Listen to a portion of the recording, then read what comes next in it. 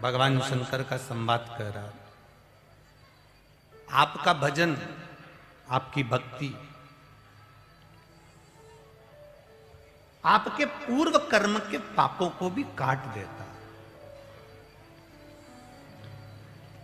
अच्छा देखिए, कर्म का भोग तो स्वयं भोगना, कोई दूसरा तो भोगने वाला नहीं है। अपने को खांसी आएगी तो अपन को ही खांसना पड़ेगा, अपने को छींक आएगी तो अपने को ही छींकना पड़ेगा। अपन बीमार होंगे तो दुख भी अपने को ही भोगना पड़ेगा। और अपने लिए भजन भी, बोलते जाओ जरा, अपने को ही। एक भजन वो भी होता है, कोई मर जाता है तो घर की बहुएं एकादशी देती है। छोटी बहू ने 2 एकादशी दे दी, किसी ने 5 दे दी, किसी ने 4 दे दी। अब ईमानदारी से बताओ, जो मरने वाली थी वो तो चली गई, अब तुमने एकादशी दी तो उसको मिली कि नहीं मिली, इसकी गारंटी क्या है? पर जो मरी, अगर उसने एकादशी करी होगी तो उसको किसी की एकादशी की जरूरत नहीं, उसकी खुद की एकादशी उसको तार दे।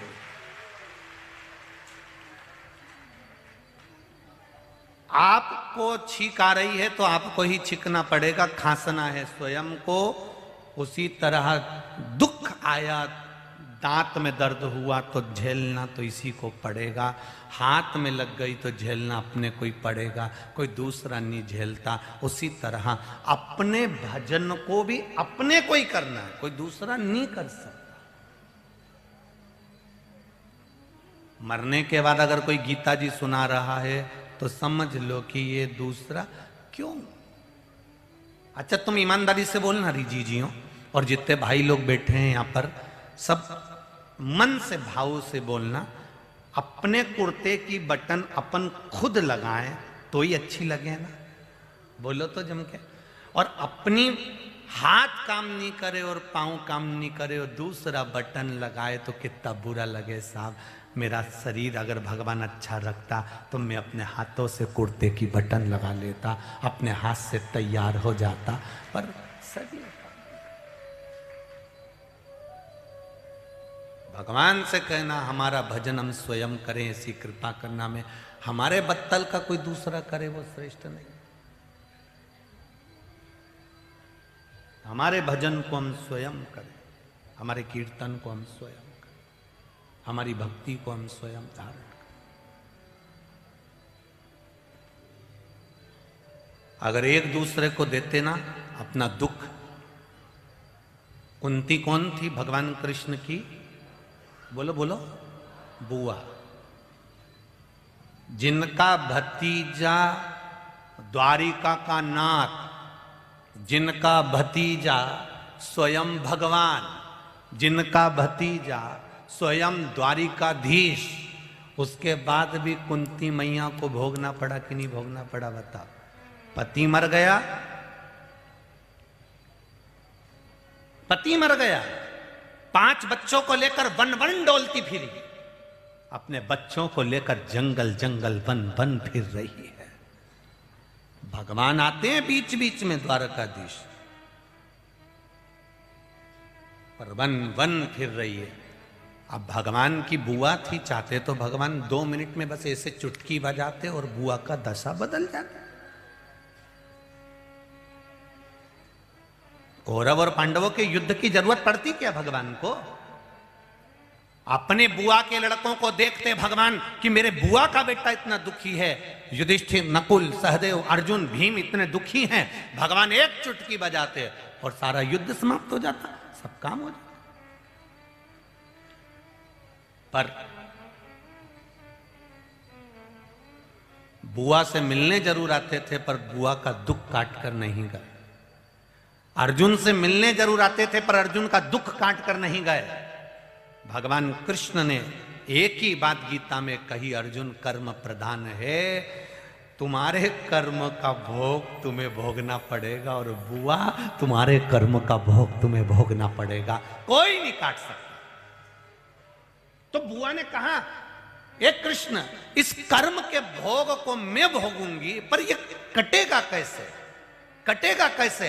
भगवान ने कहा, बुआ अगर दूध ज्यादा गर्म है तो उसको थोड़ी देर ठंडा करने के लिए रख दो, एक प्लेट में डालकर ऐसे ऐसे हिला दो, हिलाने के बाद थोड़ा सा फूंक मार दो, दूध ठंडा हो जाए, धीरे धीरे फिर उसको पी लीजिए। उसी तरह जब दुख, कष्ट, बीमारी, रोग, तकलीफ ये कर्म के अनुसार मिलती है, ये आएगी जरूर, पर याद रखना, फूंक मारना, थोड़ा पंखे के नीचे रख देना, थोड़ा प्लेट में डालकर हिला देना, उसका मतलब है दुख, तकलीफ, कष्ट आए तो भगवान के भजन की फूंक मारते रहो और दोनों हाथों से प्लेट को हिलाते रहो, ताली स्मरण करते रहो, थोड़ी देर पंखे के नीचे रख दो, मतलब शिव पुराण में जाकर बैठ जाओ, थोड़ा कष्ट, थोड़ा दूध जो गर्म है वो ठंडा हो जाएगा,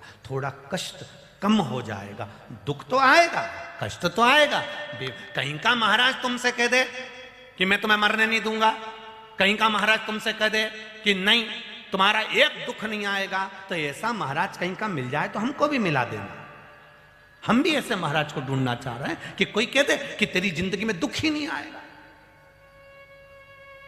रामकृष्ण परमहंस जी स्वामी विवेकानंद के गुरु, जिनके गले में कैंसर हो गया था, ध्यान है आप लोगों को, जिनके शरीर में बड़ी बीमारी हो गई, रामकृष्ण परमहंस जी स्वयं स्वामी विवेकानंद के गुरु, और वो रामकृष्ण परमहंस जी जिनके सामने मां दुर्गा, शारदा भवानी, मां आद्य शक्ति देवी उनके सामने खड़े होकर बात करती थी, रे रामकृष्ण कैसा है रे बाबू, तू ठीक तो है ना बबुआ। रामकृष्ण परमहंस के सामने देवी स्वयं खड़ी होकर बात करती थी, पर रामकृष्ण परमहंस के सामने खड़ी रहती थी मां जगत जननी, और रामकृष्ण परमहंस से कहती थी तेरे को रोग हो गया है, बीमारी हो गई है रामकृष्ण, मालूम है तेरे को। हाँ मां, बीमारी तो हो गई है मां, पर मां मेरे कर्म का भोग तो मुझे ही भोगना पड़ेगा। अब इतने बड़े रामकृष्ण परमहंस जी थे, चाहते तो कोई बीमारी ना आती, कोई कष्ट ना आता, पर कर्म जो पूर्व समय का करा है उसका भोग तो मनुष्य की देह में भोगना पड़ेगा।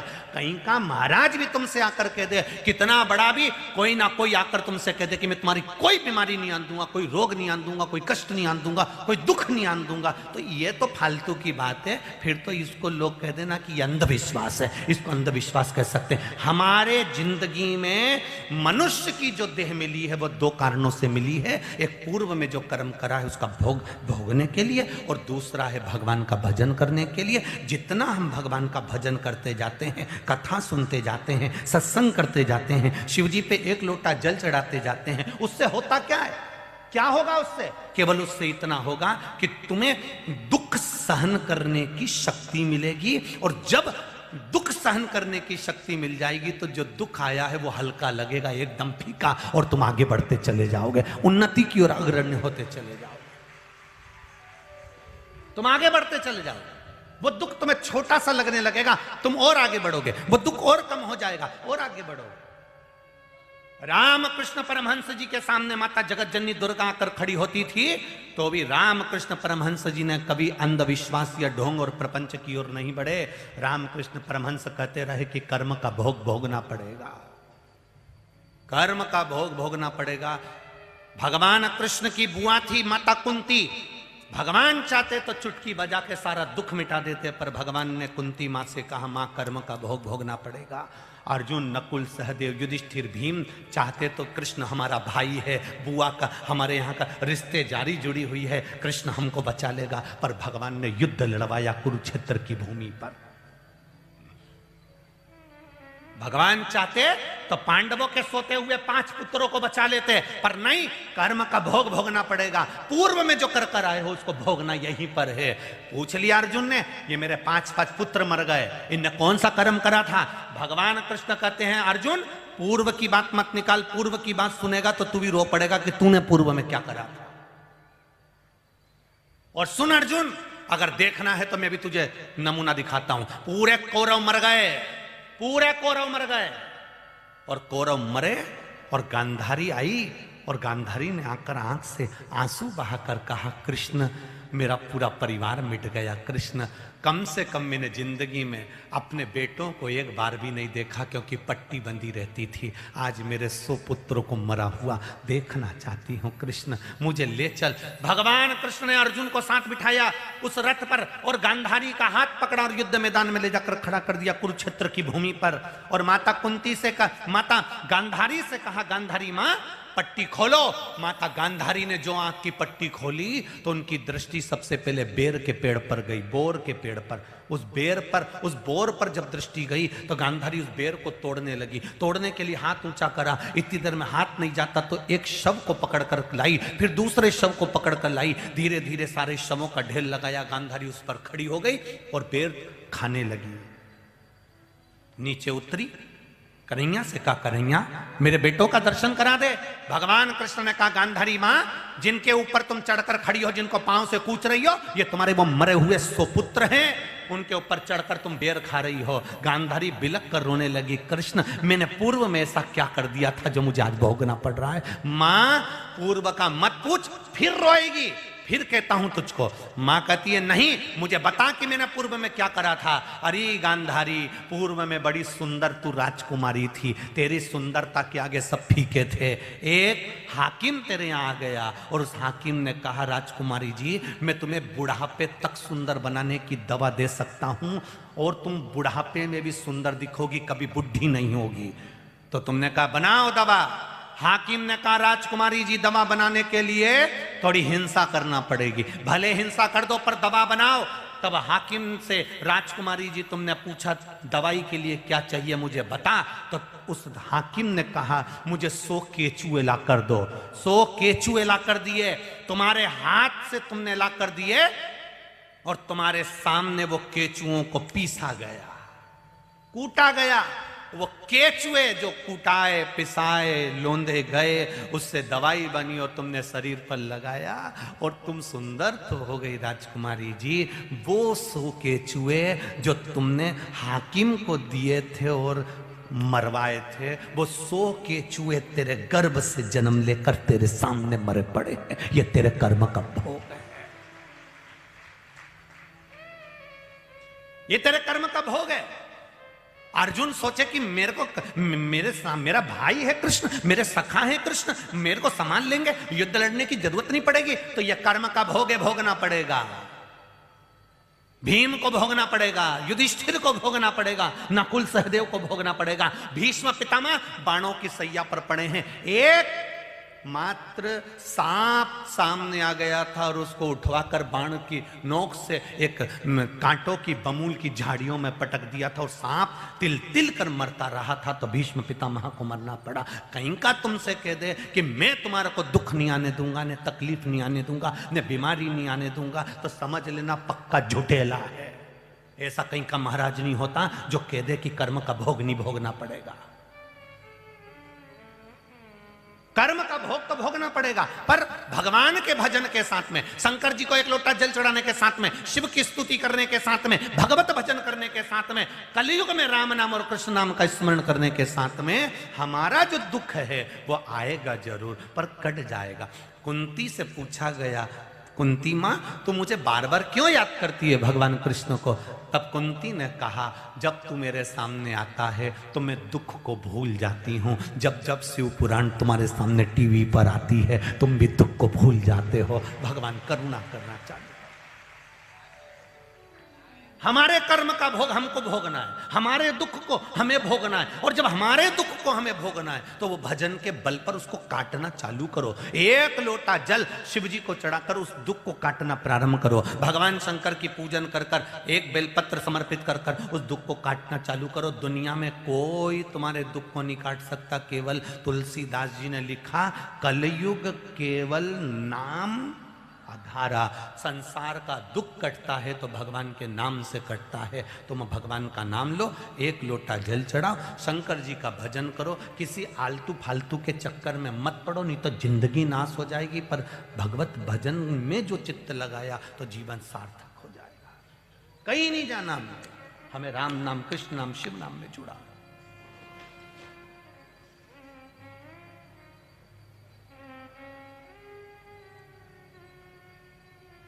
अपने चित्त को भगवान तक लेकर जाना। आप सब लोग शिव महापुराण की कथा में आए हो।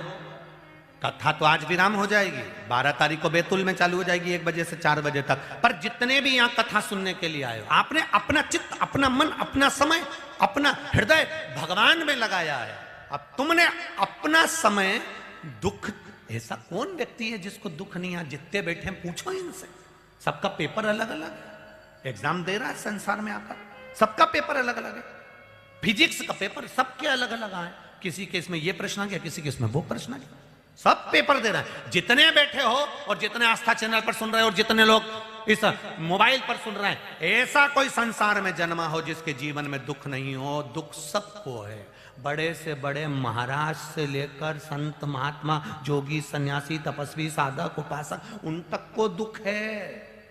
तकलीफ किसको नहीं है? बस संत भगवंत भगवान के भजन में उस दुख को निकाल देते हैं, फिर सुख की घड़ी आ जाती है। आप कथा सुनने के लिए बैठे हो, शिव महापुराण की कथा को श्रवण कर रहे हो, भगवान के मंदिर जा रहे हो, देवालय जा रहे हो, शंकर की कथा को अपने जीवन में उतार रहे हो, तो इतना याद रखना कि दवाई ज्यादा कड़वी होती है तो उसको पानी से निगल लेते हैं, दुख ज्यादा है तो शिव महापुराण से निगल लेते हैं। बस दुख को निगलने की एक तरीका है भगवान का भजन, भगवान का कीर्तन, भगवान का स्मरण। इसको नहीं छोड़ना।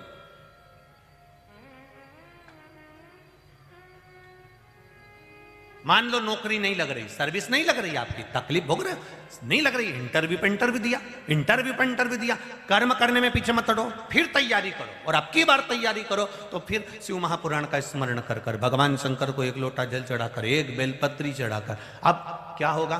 पानी साथ में मिल गया दवाई निगलने के लिए, शिव साथ में मिल गया दुख को काटने के लिए।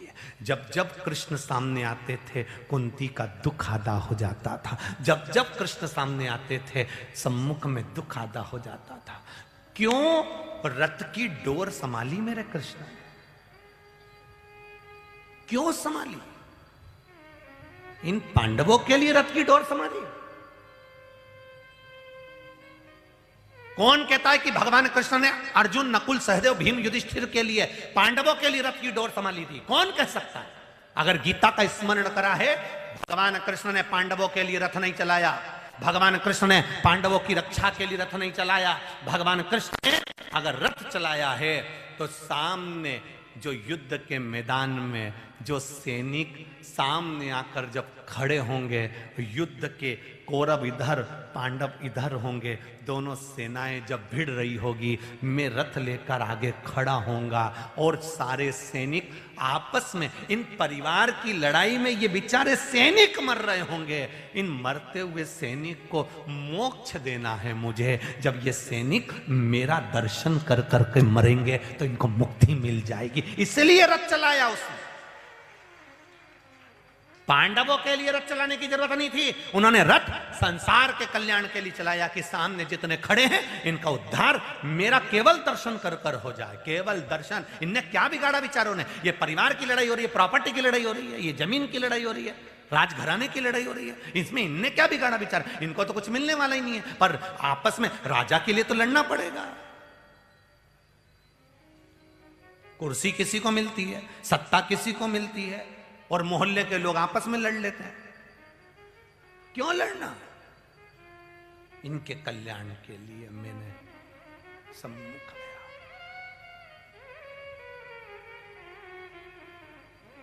लड़ रहे हैं आपस में। एक पति पत्नी झगड़ा कर रहे थे रास्ते में, पति बोला डॉक्टर बनाऊंगा, पत्नी बोली इंजीनियर बनाऊंगी। मेरे बेटे को मैं डॉक्टर बनाऊंगा, वो कि मेरे बेटे को मैं इंजीनियर बनाऊंगा।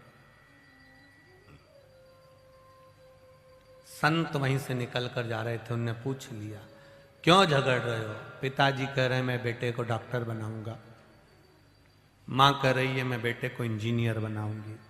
संत ने कहा तुम दोनों आपस में मत सोचो, बेटे को बुला लो, उससे पूछ लो वो क्या बनना चाहता है।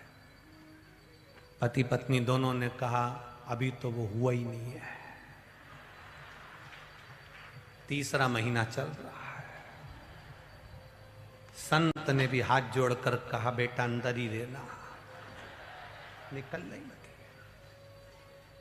अभी तो तू आया ही नहीं और माँ बाप लड़ने बैठ गए, तो तेरे आने के बाद कितना झगड़ा होगा, जरा विचार कर ले। संसार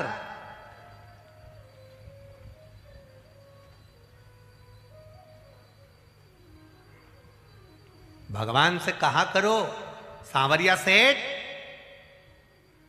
मेरे जन्म से पहले तूने 9 महीने पहले सूचना दे दी थी कि 9 महीने पहले मालूम पड़ गया था कि आने वाला है।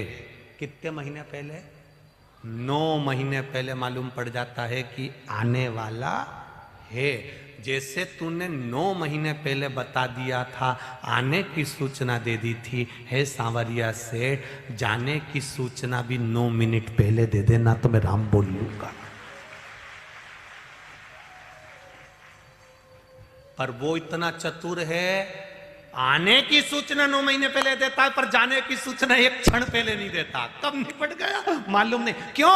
भगवान जानते हैं कि मरते समय अगर इसने मेरा नाम ले लिया तो इसको कैलाश लाना पड़ेगा, नारायण बोल लिया ले जाना पड़ेगा बैकुंठ, कृष्ण बोल लिया गौलोक धाम ले जाना पड़ेगा। अगर ये भगवान का भजन मरते समय कर लिया तो इंद्र को नीचे आना पड़ेगा और इंद्र का सिंहासन इसको देना पड़ेगा। इसलिए जन्म लेने 9 महीने पहले मालूम पड़ जाता है कि होगा, तुम्हारे आने की सूचना हो जाती है, पर मरने की सूचना तो 1 मिनट पहले भी नहीं मालूम पड़ती कि कब मरेगा।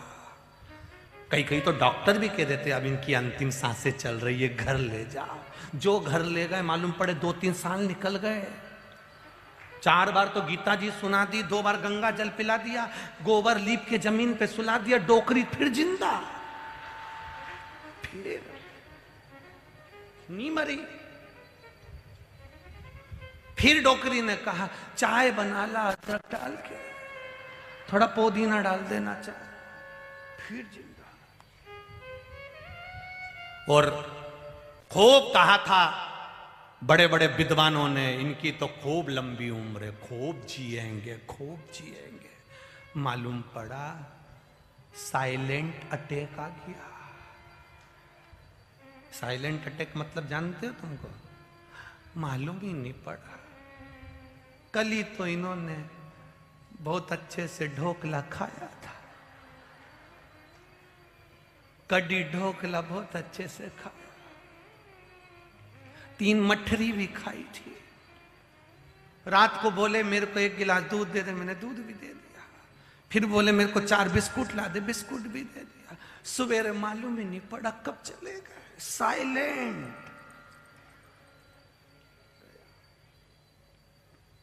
अब जितने भी मिलने आए उन सब ने पूछा कैसे गया, तुमने बार बार कहा ढोकला खाए थे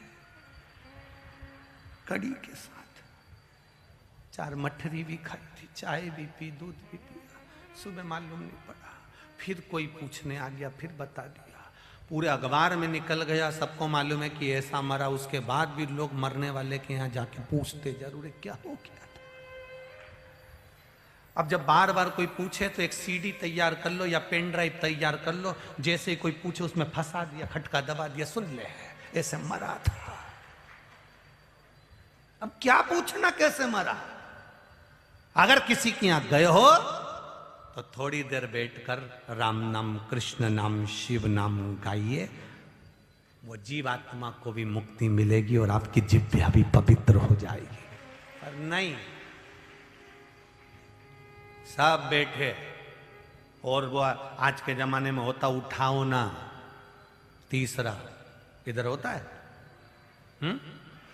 होता उठाओ ना तीसरा, उसमें फोटो लगा देते हैं इतना बड़ा, और महिलाएं इधर, पुरुष इधर, बाकी के सब आके बैठते जाते हैं। इधर बैठी हुई माताएं और पुरुष आपस में ही बात करते रहते हैं। कमला बाई तो आई नहीं, इनकी अम्मा मरी थी जब तो अपन गए थे। नाथूराम भी नहीं दिख रिया। अब तुम ये मरे हुए की सभा करने बैठे हो कि इनको देखने बैठे हो कि कौन आया कौन गया। राम ने किया, कृष्ण ने किया, शिव ने किया, भजन नहीं किया, क्या मतलब की जिंदगी जी।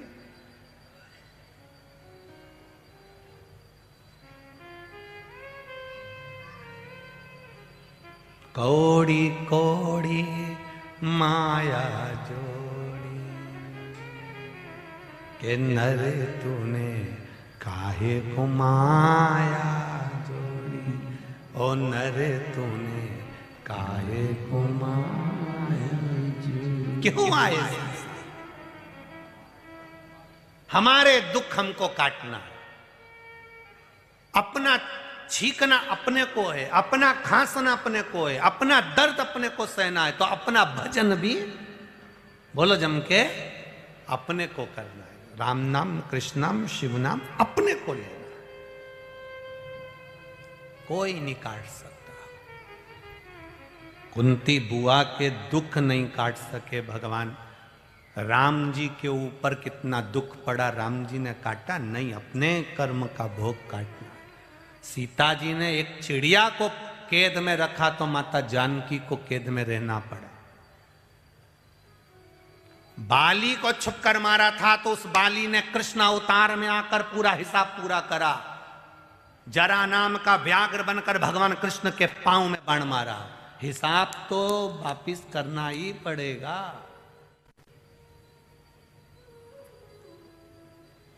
गेंद फेंकी है तो वो लौट कर तो आए, जो करा है वो भरना तो पड़ेगा। इसलिए सावधान इंडिया, सावधान। सियोर वाला महाराज थोड़ा गड़बड़ गड़बड़ बोलता है, लोग कहते हैं कि बहुत आड़ा टेढ़ा बोलता है, पर निवेदन केवल इतना है कि थोड़ा सा हम भ्रमित ना हो, हमारी जिंदगी को हम पहचाने, कुछ अच्छा करने का प्रयास करें, कुछ भजन करने, कुछ स्मरण करने का।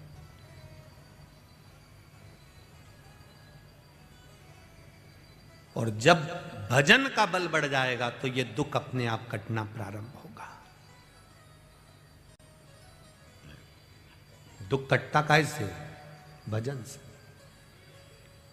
कोई कदम नहीं कि कोई तुम्हारे दुख को काट दे, तुम्हें खुद काटना पड़ेगा। तुम्हें खुद भगवान का भजन करना पड़ेगा। तुम्हें खुद शिव जी के मंदिर में जाके एक लोटा जल चढ़ाना पड़ेगा। तुम्हें स्वयं जाकर भगवान शंकर के मंदिर में एक बेलपत्र चढ़ाना पड़ेगा।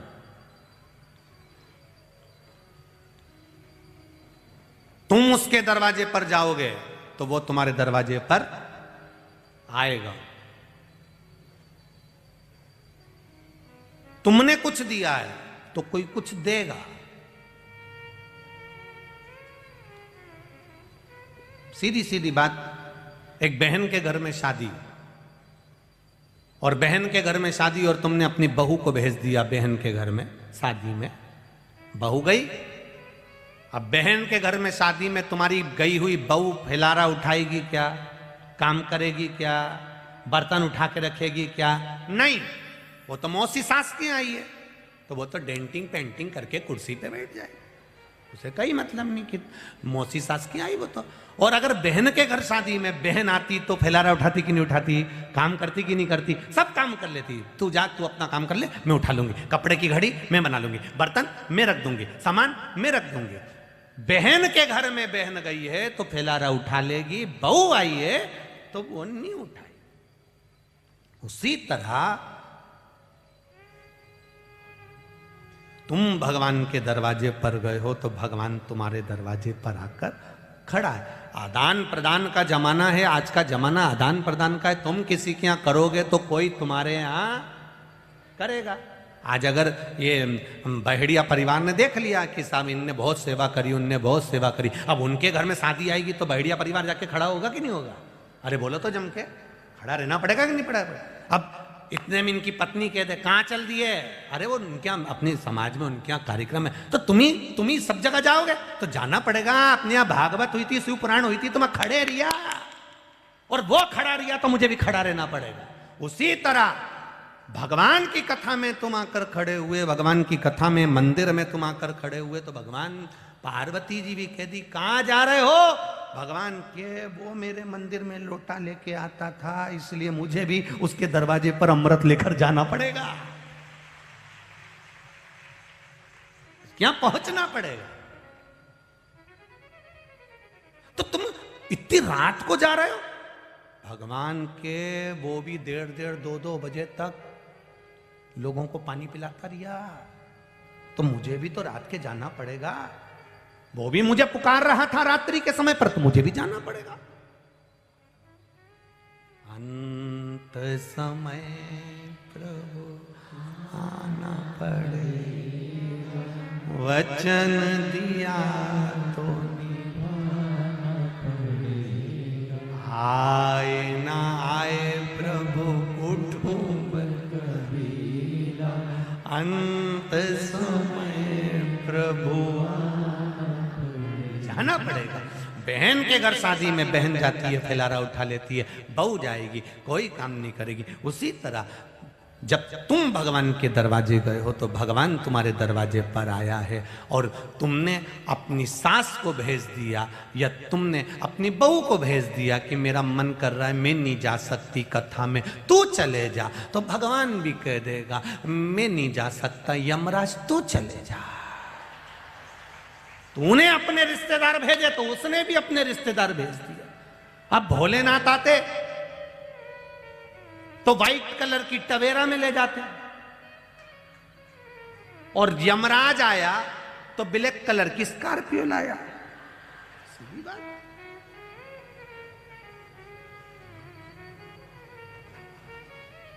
पर इन दोनों में भी एक और है, एक और है। इन दोनों के बीच में व्हाइट कलर की टवेरा और बोलो बोलो ब्लैक कलर की स्कॉर्पियो में भी, इनके बीच में भी एक और है। कहा जब मेरे भोलेनाथ को जाने में देरी हो जाती है तो नाथ मेरे शंभू कह देते हैं नारायण मैं समाधि में लीन हूं, मेरे भक्त को लेने तू चले जा, तेरे भक्त को लेने में चले जा। तो किसी ने, इंद्र ने पूछ लिया एक बार भगवान शंकर से, तुम हमेशा शंकर भगवान नारायण भगवान को क्यों भेजते हो, मुझे भेजा करो, मैं एरावत हाथी लेकर चले जाऊंगा, मेरे पास में तो सफारी है, मैं सफारी ले जाऊंगा, मैं अच्छी वाली गाड़ी ले जाऊंगा, और मेरे पास तो बहुत बड़ी गाड़ी पड़ी है, खूब जोरदार, मेरे पास तो ट्रक भी रखा है, तुम बोले तो को ले जाओ। भगवान बोले नहीं, भगवान नारायण जाएंगे। तो किसी ने एक दिन पार्वती जी ने पूछ लिया कि तुम क्यों जा रहे हो, तुमने नारायण को क्यों भेज दिया। शंकर भगवान बोले हरि तुझे मालूम नहीं है, बड़ोदरा में बहुत ट्रैफिक जाम रहता है, तो 2 व्हीलर कहीं से भी निकल जाती है, इसलिए मेरे भगवान के पास में 4 व्हीलर है, यमराज के पास 4 व्हीलर है, और मेरे नारायण के पास में 2 व्हीलर है, कहीं से भी आता है और आकर लेकर चले जाता है, बहुत चतुर है वो। उसने कहा ये कहीं से भी निकल सकती, हमने देखा, हम बत्ती चुराए, ये चुराया नहीं है, ये हमको लेके आता वो अभी, और माँ रोज हम देखते कि माँ लाल बत्ती, हरी बत्ती, लाल बत्ती पे हमको ले जाके खड़ा कर दे, और 2 व्हीलर वाले इतने होशियार वहां से घूम के उधर से चले जाते। हमने तो इससे भी कहा, अभी से भी हमने कहा तेरे पास भी हो तो कहीं की बुलेट मुलेट लिया दादा, अपन भी ऐसे 2 व्हीलर से धड़ से निकल के फट पहुंच जाए, 20 मिनट लगे यहाँ आने में, कम से कम 10 मिनट में अपन वहां। अब अंत समय प्रभु वचन दिया तो महाराज फिर अंत समय में वो आए, ये उसकी भक्ति है। हो के नंदी पे सवार,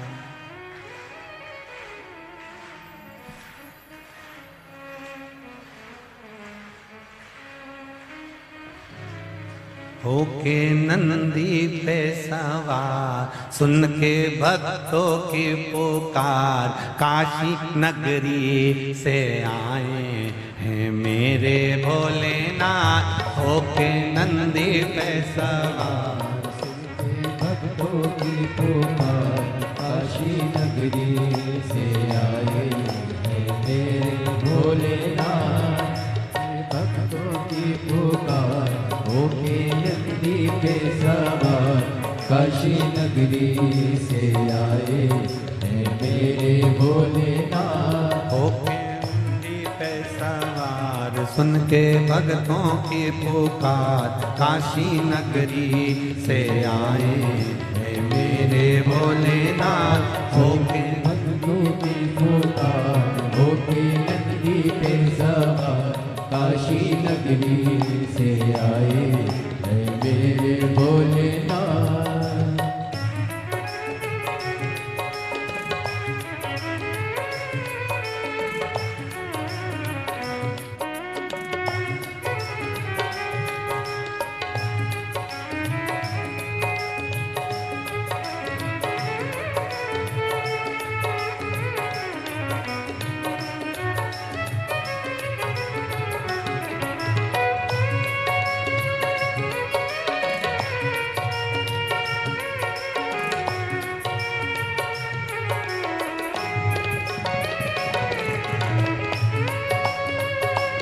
शंभो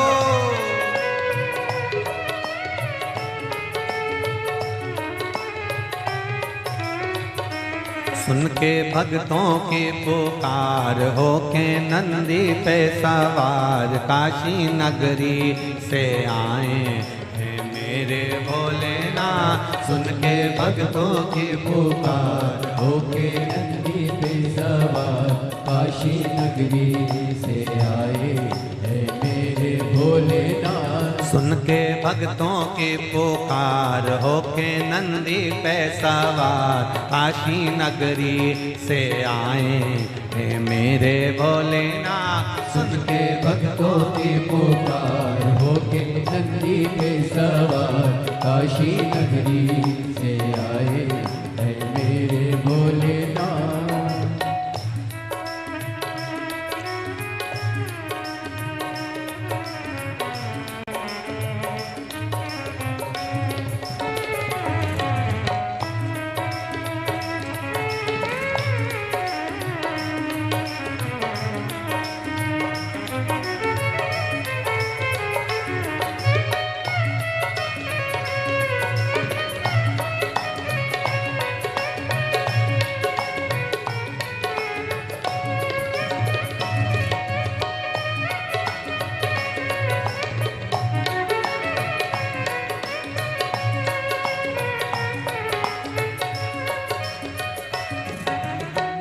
भस्मी रमाए दिवा डमरू बजाए, कैसा निराला भोले रूप सजाए।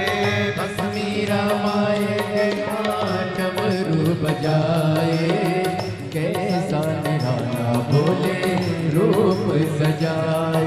हे भस्मी रमाए देवा डमरू बजाए, कैसा निराला भोला रूप सजाए। भस्मी रमाए देवा डमरू बजाए, कैसा निराला भोले रूप सजाए। होके नंदी पे सवार, होके नंदी पे सवार, काशी नगरी से आए हैं मेरे भोलेनाथ। सुन के भक्तों की पुकार, होके नंदी पे सवार, काशी नगरी से आए हैं मेरे भोलेनाथ।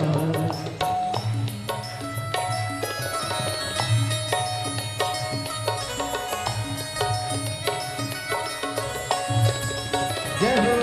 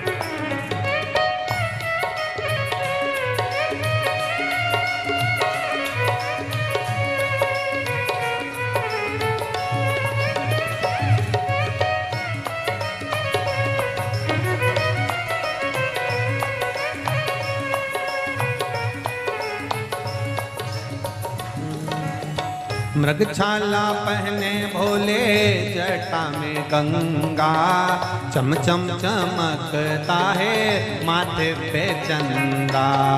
मृगछाला पहने भोले गंगा, चम चम चमकता है माथे पे चंदा।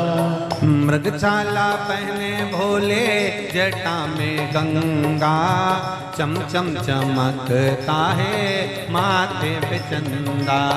मृगशाला पहने भोले जटाओं में गंगा, चम चम चमकता है माथे पे चंदा। गोरा मैया का श्रृंगार होके नंदी पे सवार, काशी नगरी से आया है मेरा भोलेनाथ। गोरा मैया का श्रृंगार नंदी पे सवार, काशी नगरी से आए हैं मेरे भोलेनाथ। सुन के भक्तों की पुकार होके नंदी पे सवार, काशी नगरी से आए हैं मेरे भोलेनाथ। सुन के भक्तों की पुकार होके नंदी पे सवार, काशी नगरी से आए हैं मेरे भोलेनाथ। सुन के भक्तों की पुकार होके नंदी पे सवार, काशी नगरी से आए हैं मेरे भोलेनाथ। सुन के भक्तों की पुकार होके नंदी पे सवार,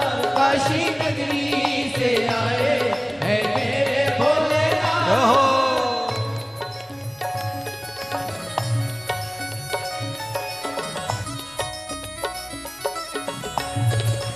शंभो। पीछे वाले भी बड़े भाव के साथ दोनों हाथों से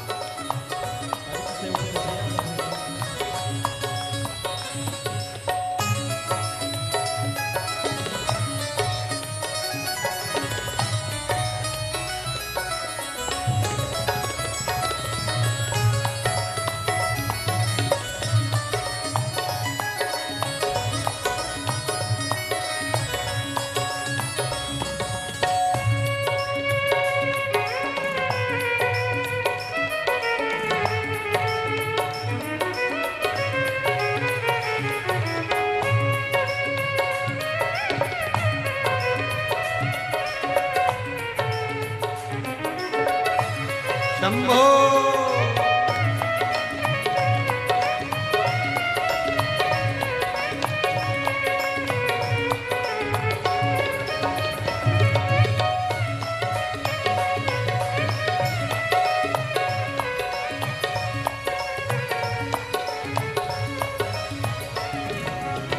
देवों के देव इनकी महिमा महान है, भोले भक्तों के बाबा भोले भगवान है। देवों के देव इनकी महिमा महान है, देवों के भोले भोले भगवान है। देवों के देव इनकी महिमा महान है, भोले भक्तों के बाबा भोले भगवान है।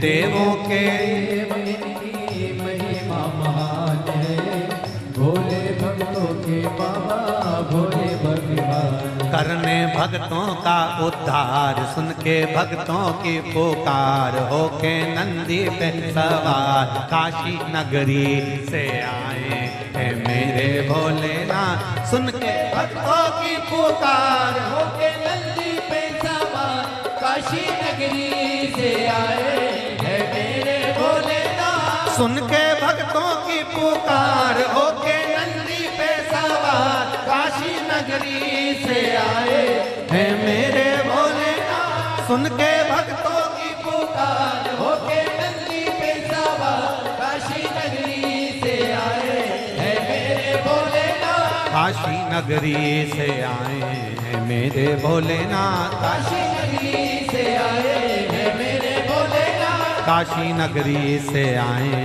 हैं मेरे भोलेनाथ। काशी नगरी से आए हैं मेरे भोलेनाथ। काशी नगरी से आए हैं मेरे भोलेनाथ। काशी नगरी से आए हैं मेरे भोलेनाथ। हार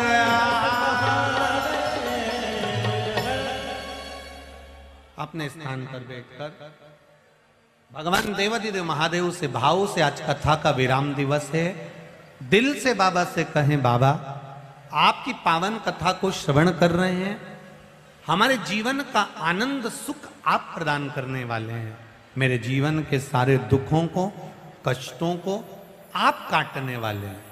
दुनिया में कोई की सामर्थ्यता नहीं कोई काटे, आप काट सकते हैं। महाराज अकाल मृत्यु वो मरे जो काम करे, चंडाल का काल उसका क्या बिगाड़े, जो भक्त हो महाकाल का। आप संभाल सकते हैं। भाव से, दिल से भगवान से कहें, श्री शिवा नमस्तु, श्री शिवा नमस्तु,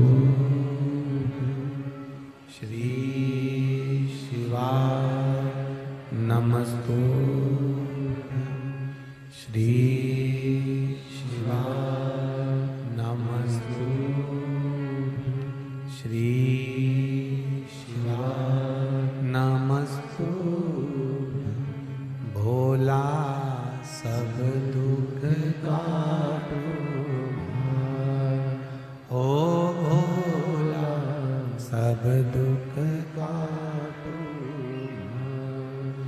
शिव शंकर जपू तेरी माला, भोले बाबा जपू तेरी माला, भोला सब दुख काटो। ओ भोला सब दुख काटो। वेश है मंगल मंगलकारी, वेश है मंगल मंगलकारी। शमशान वासी हमारा, शमशान वासी हमारा, ओ भोला सब दुख काटो, ओ भोला सब दुख काटो। भगवान शिव जो नित्य जीवन का आनंद सुख प्रदान करने वाला,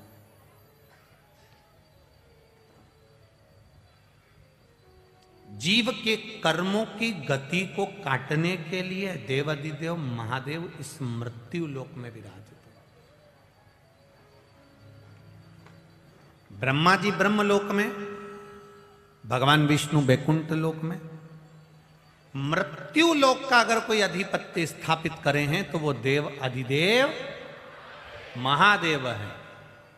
पहले कथाओं में कहा, फिर कह रहे हैं, एक बहू पूना में रहती है, एक तुम्हारे पास में रहती है। दुख आएगा सबसे पहले पूना वाली आएगी कि पास वाली आएगी? पास वाली। ब्रह्मा ब्रह्मलोक में, भगवान विष्णु वैकुंठ लोक में और शंकर जी मृत्यु लोक में पृथ्वी के देवता हैं, भूमि के देवता हैं। इस मृत्यु लोक के देवता हैं देवाधिदेव महादेव। जो तुम्हें तकलीफ आई, अगर तुमने उस महादेव को पुकार लिया, वो दौड़कर तुम्हारे पास में पहुंच जाए। सारी समस्या का हल एक लोटा जल की महत्व। एक पत्र बहुत सारे हैं, अब आज हम पढ़ना नहीं चाह रहे थे, फिर भी पढ़ लें थोड़ा सा। पढ़ना इसलिए नहीं चाह रहे थे क्योंकि इतने सारे, हम किसका छोड़े, बहुत सारे हैं आज के पत्र भी। एक पत्र देखिए। मैं पूनम निवासी मांजलपुर बड़ौदा गुजरात की रहने वाली हूँ। कहीं बैठी हो पूनम जी तो हाथ हिला दीजिएगा। मैं पूनम निवासी मांजलपुर बड़ौदा गुजरात की रहने वाली हूँ। गुरुजी क्या बखान करूँ मैं। मेरे भोले बाबा का आप कहते हो कि वो 3 महीने में देता है, पर उसने मुझे 1.5 महीने में ही दे दिया। ऐसा मेरा महादेव है। गुरुजी, मेरा और मेरे पति का झगड़ा हो गया।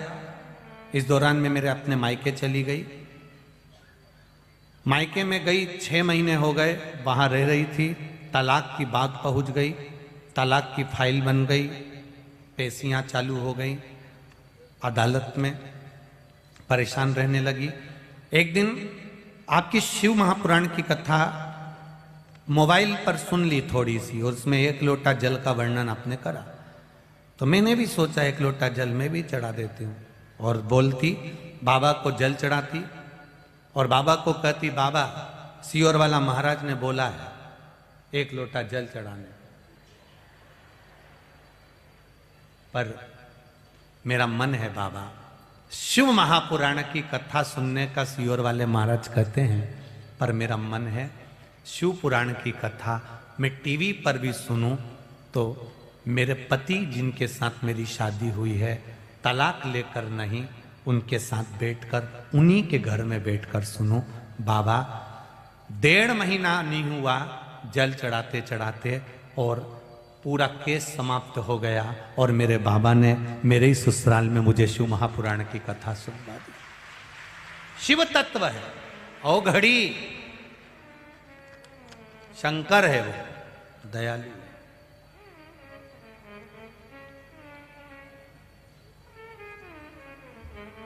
अब दिल से उसको पुकारेंगे वो दिल से आएगा। हाँ, दुख अपना है तो महादेव भी तो काटने वाला अपना है, उसको अपना मानकर करोगे तो जरूर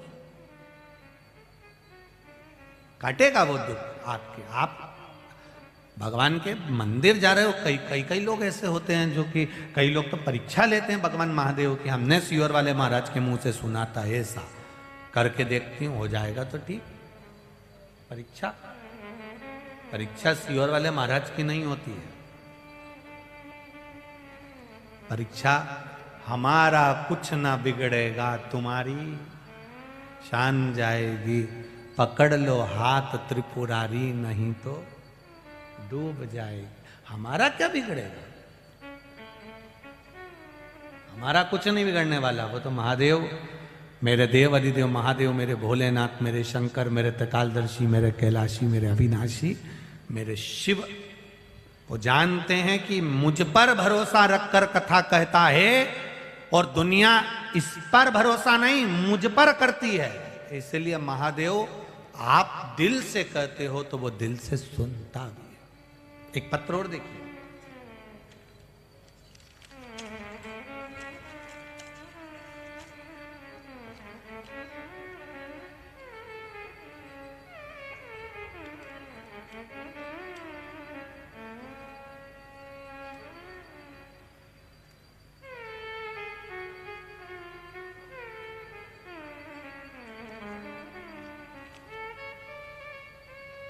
मेरा नाम अर्चना मनीष कुशवाहा है। मैं उत्तर प्रदेश के जिला जालौन तहसील कोंच के नया पटेल नगर में रहने वाली हूँ। यहाँ कथा सुनने आई हूँ। कहीं बैठी हूँ तो हाथ हिलाइएगा।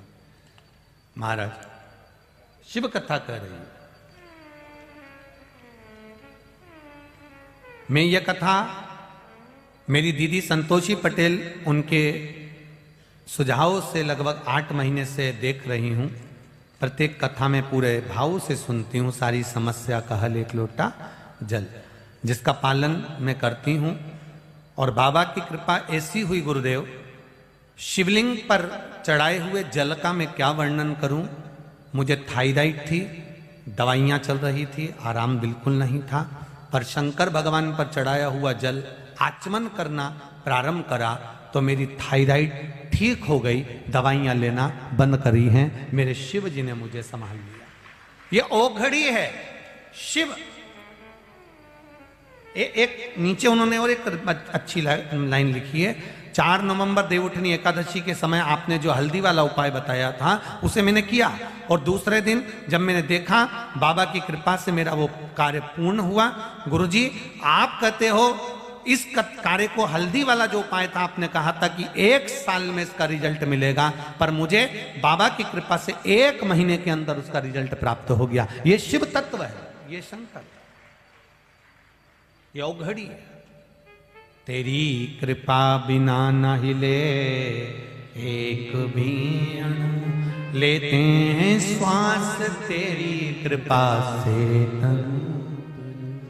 और विश्वास रखकर कहता हूं, जितने लोग कथा सुन रहे हैं बड़ौदा की इस पावन धरा पर, और जितने लोग आस्था चैनल और फेसबुक पर कथा सुन रहे हैं, यूट्यूब पर सुन रहे हैं, ये मेरा विश्वास करता है, मेरा महादेव का विश्वास करता है, ये मेरे शिव का विश्वास करता है। यहां कथा आज विराम हो जाएगी दिसंबर में 23 जनवरी 2023 कथा चालू हो जाएगी पावागढ़ के पास में। मेरा विश्वास करता है इन पत्रों में अगला पत्र आपका भी वहां पर मिलेगा, मुझे निश्चित है। एक पत्र आपका भी आएगा कि मैंने कथा सुनी थी, गुरुजी कह रहे थे 3 महीने में बाबा कृपा करता है। पंडाल में बैठकर कथा सुनने का लाभ क्या है, उसके सामने बैठकर कथा का रसतत्व का लाभ क्या है, उसके दरवाजे तक जाने का लाभ क्या है, वो कथा ही बता सकती। हम तो कहकर चले जाएंगे और 15-20 मिनट बचे होंगे, कथा कही, हम अपने घर, तुम अपने अपने घर, हम वहां जाकर अगली कथा की तैयारी करें। तुम आराम से ढोकला खाओ, आराम से, फिर हम वहीं से तुमसे बैतूल में पूछ लेंगे केम छो, तो तुम बता देना, मजा छे। ठीक है,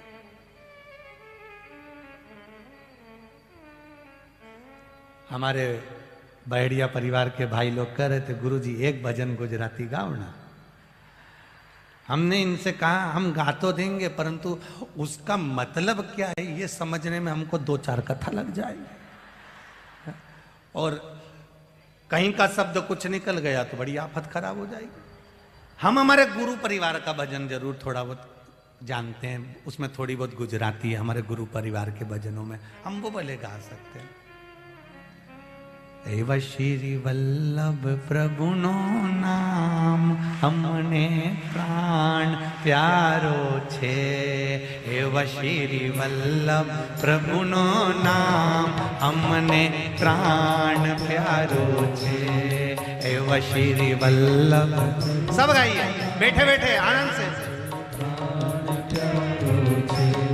हमने प्राण त्यारो छे कि हमने अति सेवालो छे, हमने प्राण त्यारो छे, हमने सेवालो छे, हमने प्राण प्यारो छे कि हमने अति सेवारो छे, हमने प्राण प्यारो छे कि हमने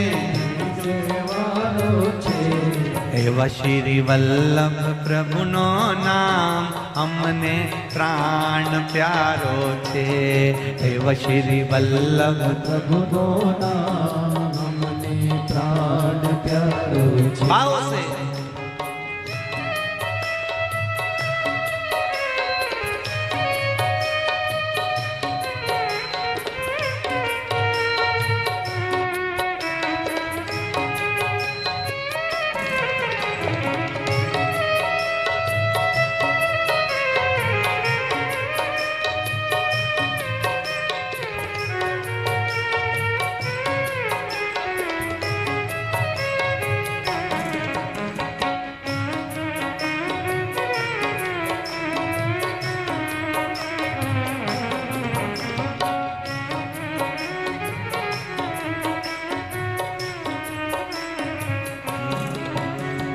यमुना तट पर रहिए श्री यमुना जी ने भजिए, यमुना तट पर रहिए श्री यमुना जी से कहिए, यमुना तट पर रहिए श्री यमुना जी ने भजिए, यमुना तट पर रहिए श्री यमुना जी से कहिए, एव श्री यमुना जी रो नाम हमने प्राण प्यारो छे, एव श्री यमुना जी रो नाम हमने प्राण प्यारो छे, एव श्री वल्लभ प्रभुनो नाम हमने प्राण प्यारो छे, एव श्री वल्लभ प्रभुनो नाम हमने प्राण प्यारो छे, प्राण प्यारो छे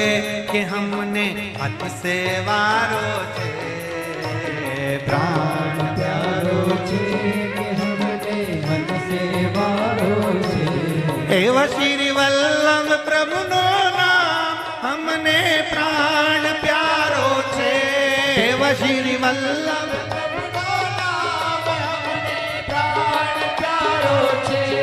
एव श्री वल्लभ प्रभु नो नाम हमने प्राण प्यारो छे एव श्री वल्लभ प्रभु नो नाम हमने प्राण प्यारो छे श्री वल्लभाधीश की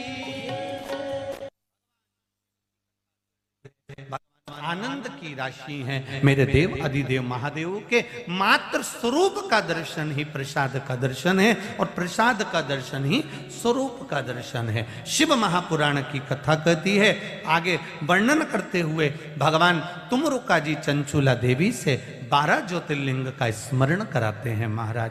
एक बात और भाव से उतार कर रखिएगा, ये 12 ज्योतिर्लिंग का जो स्वरूप है जो जीवन का सुख प्रदान करने वाला।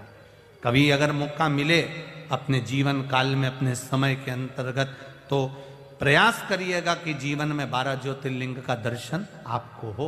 आपके बीच में एक अमेरिका वाले भैया बैठे हुए हैं, वो केवल शिव महापुराण की कथा सुनकर 12 ज्योतिर्लिंग का दर्शन करने के लिए आए अमेरिका, केवल शिव दर्शन के लिए, भगवान शंकर का दर्शन। महाराज प्रथम ज्योतिर्लिंग के रूप में वर्णन किया, सोमनाथ जी का वर्णन करते हुए कहा भगवान चंद्रदेव को काया का रोग हो गया। महाराज